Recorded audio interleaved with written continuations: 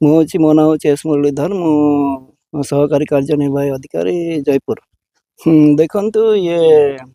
एटा आमर जयपुर नवरंगपुर जो रेल प्रकल्पटा अच्छी बहुत अपेक्षित अच्छी बहुत दिन है। किंतु मेनली जो आमर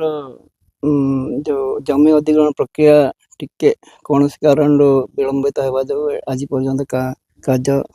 एते स्पीड धरी नहीं पूर्वतट रेलवे एवं आज आमर जयपुर तहसीलदार श्री सब्यसाची जेना बाबू आमको दीटा गाँ जमी आमको देइचंती हैंड ओवर करिचंती आहरी आमको 5टा गाँ तांका पाखरे अच्छी हेले कौन हो कि मुझा आशा करी कि सार आमको जिते शीघ्र हो पारे ये जमी गुड़ा आमको देले आम तापर पुणी टेंडर कार्य अच्छी टेंडर है पुणी ये कार्य तार आरंभ हम आम चाहूँ यथाशीघ्र ये जो प्रकल्पटा अच्छी पूर्ण हो 4-5 वर्ष पूर्ण हो एटिकार लोक मैंने उपकृत हूँ से ये जेते आपन लैंड बर्तन हैंडओवर हे गरानी आपन केते परसेंट आपन कंप्लीट हेले आपन काम आरंभ करे ना इमीडिएट आपन आरंभ कर पारे जो ना ना सेमती नहीं जे ये हमर जदी ये कोन कि जो टेंडर हेवार अछि मिनिमम 90% हमको दरकार 90% हेवार पुणी 180 दिन भितरे माने आउरी तार 90 माने आउरी आउ 60 दिन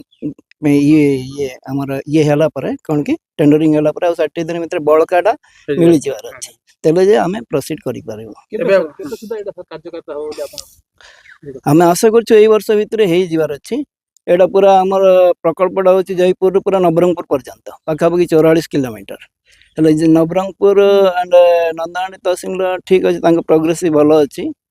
आईपटे भी भल अच्छी सार एवं स्पीड अप कर आशा करुच्ची 2-3 मास भितर सब जमी आमको मिल जापर आम प्रोसीड करवा आम जो रूल हिसाब से जहाँ पॉलिसी हिसाब से जमी आपण आज नेरे डिमार्केशन आपण करबे ना तहसील करके दिया ना कोन नहीं सर माने आसिक हमको देखे देले चिन्हट करदेलु तापर आम आम प्रोसेस करबे जहाँ जहाँ पोल्स जोटी जोटी पोतेवार अच्छे बहुत जगह जमी फसल काम चली जो भितर पशिक ये सब कर खाली चिन्हट कराई एबे कौन कराबो हमर स्टाफ आसिक भल भाव पोल्स फोल्स पकेबे तापर जेते शीघ्र संभव हमर जेतल हे जीवो सुविधा जीवा आसवा रास्ता हो आम आम काम आरंभ कर।